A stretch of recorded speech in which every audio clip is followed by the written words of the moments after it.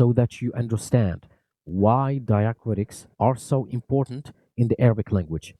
If you look over here, this is Surah Al-Fatiha, or the opening of the book, with no extras.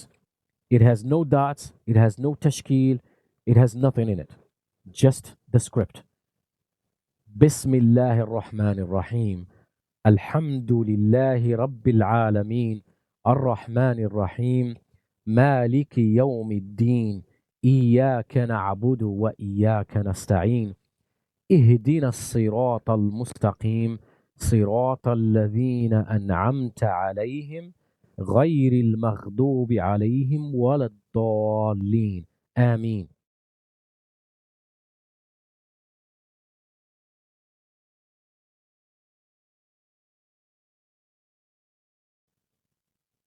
Assalamu Alaikum wa rahmatullahi wa barakatuh. Greetings and good evening, everyone. Welcome back to class number 3 of the Arabic language learning program. This is an extensive program that covers everything you need to know in great details towards learning Arabic language from an academic perspective. I do tend to go into nitty-picky details so that you have a complete understanding of the language. We have already covered the Arabic alphabet with the makharij al-huruf, or the articulation points, where every letter, Arabic letter, is pronounced from, with examples from the Quran. We have also learned how to connect the Arabic letters and construct words in order to be able to read them properly and correctly. In today's lesson, I will cover everything you need to know about the Arabic diacritics, including the history and the development. Having said that, I would like to introduce you to the original Arabic script without any extras so that you understand why diacritics are so important in the Arabic language.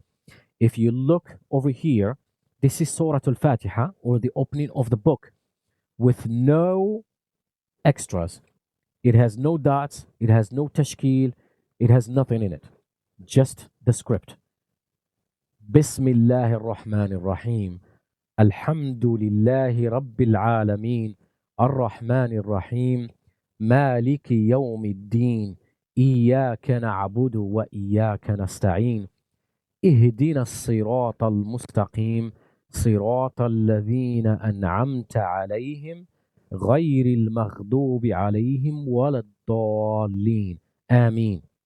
So, in Arabia, and during the time of the Prophet Muhammad alayhi salatu wasalam, the Arabic script looked like this. This is what the original Arabic and Quranic script looked like. No dots and no marks, no diacritics at all, just scribbles and lines that is called a rasm, meaning Arabic script.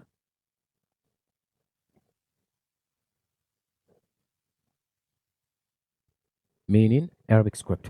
For those of you who reside in England, if you look at the Birmingham Quran manuscript, for example, which is considered to be one of the early and original mushafs, there is no diacritics, just the script, just the rasm. The Arabic letters didn't even have the i'jam.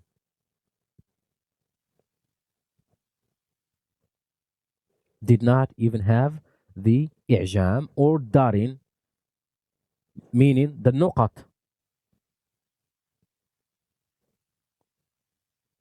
Nuqat is what we used in the first class to produce the sound. All right? So the i'jam comes from the verb noun ajama.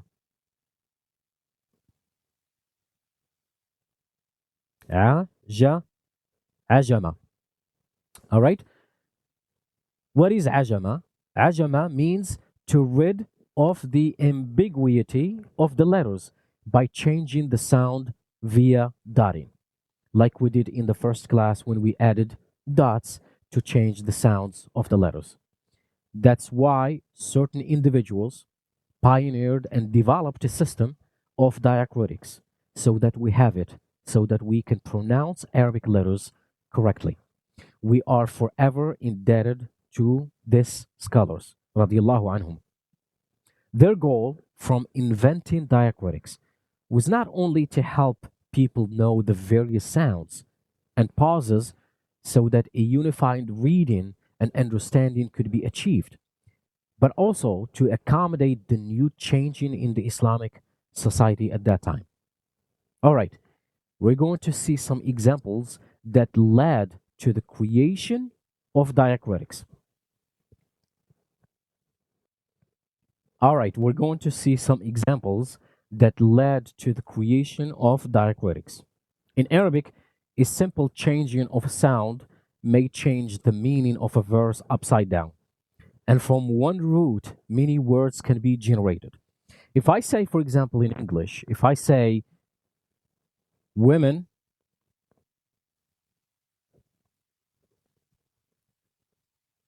bear children,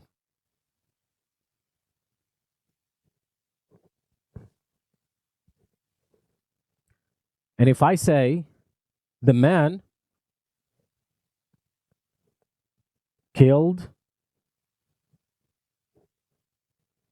the bear,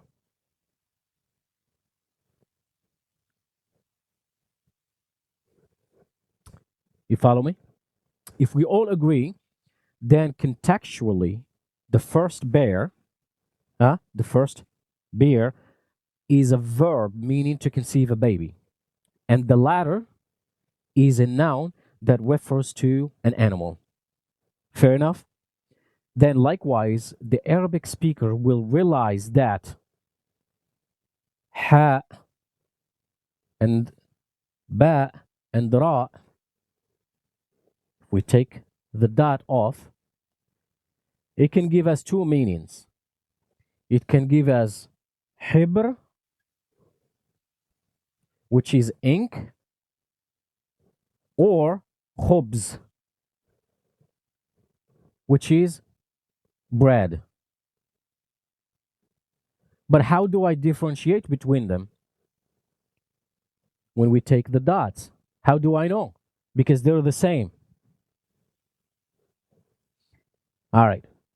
Let's say yaktubu. He writes, yaktubu, he writes with ink. He writes with ink. Hibr is ink. However, I'm going to take the dot off. And if I say ya'kulu,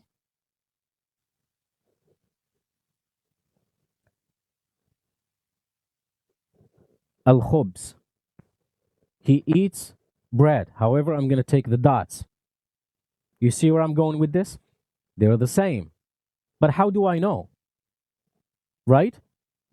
How do I know that he's not writing with bread and eating ink? It's all in the context. You follow me? It's all in the context. I know just from yaktubu, I know that it's the hibr. He writes with ink, by ink. And just from the context of ya'kulu, I know that he eats bread. Another example, so you understand where I'm going with this. If we put two letters of qaf and ta, I'm going to take the dots off. It gives us three meaning. It gives us qit, which is a cat. It gives us fadh, which is rude.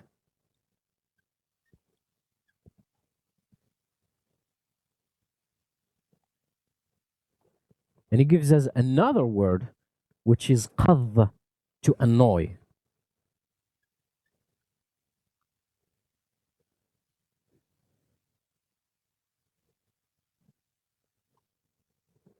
There we go.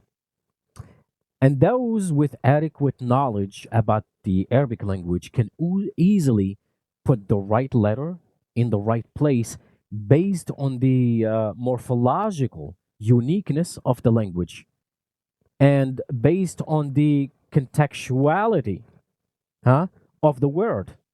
Because I know when I say yaktubu, I know for sure that he's not writing with bread, but he's writing with ink. Similarly, when he eats bread but not ink. However, this was not the case in the 7th century. And that's exactly what happened. And I wanted you to understand this concept, why diacritics were created. This is the problem why they were created.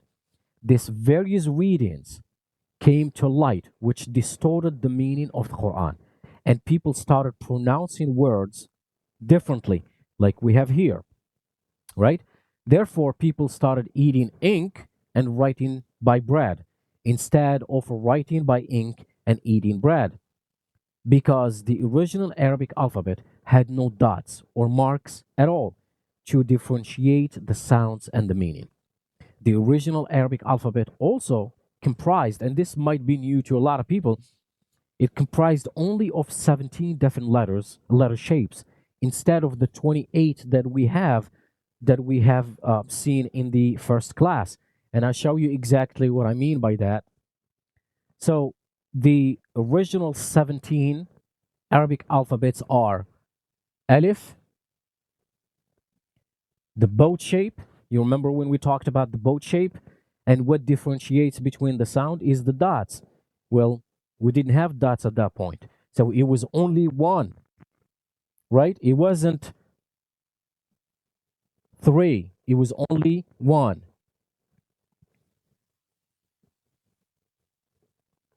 Then when it comes to the Jim and Ha and Kha, we only had one. But people understood, like I said, understood it based on the context.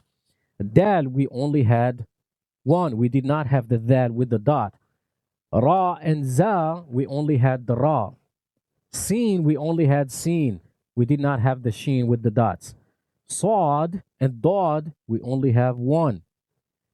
Ta, we only have one. And the Ayn and Ghain, we only had one shape. The Fa and Qaf, we only had one with no dot on it. And the Kaf and Lam and the Mim, Noon, it did not have the dot. Wow, Ha, and Ya. If you count them, 1, 2, 3, 4, 5, 6, 7, 8, 9, 10, 11, 12, 13, 14, 15, 16, 17. 17 different letters, shapes. That's all we had as the original Arabic alphabet. All right? You follow me? Now, therefore, dots were added to distinguish between the different phonemes, thus creating the 28 Arabic letters, the individual letters for classical Arabic 28 phonemes. This is all thanks to Abu al-Aswad al-Du'ali, the father of Arabic grammar. Abu al-Aswad al-Du'ali.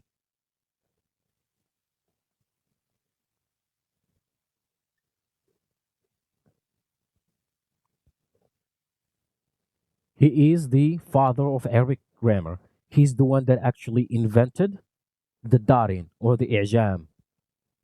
And his student, Al-Khalil ibn Ahmad al-Farahidi, Al-Khalil ibn Ahmad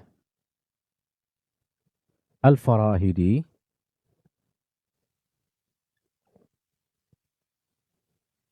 all right, who is the genius of the Arabic language. Huh? Matter of fact, Al-Khalil was behind the first dictionary of the Arabic language called Kitabul Ain. Kitabul Ain. This was the first dictionary in the human history of any language. We would not have had diacritics without these two scholars, Ridwanullahi alayhim. Now we'll get to the tashkil, inshallah. So I would recommend you grab a pencil and a notebook so you can follow along.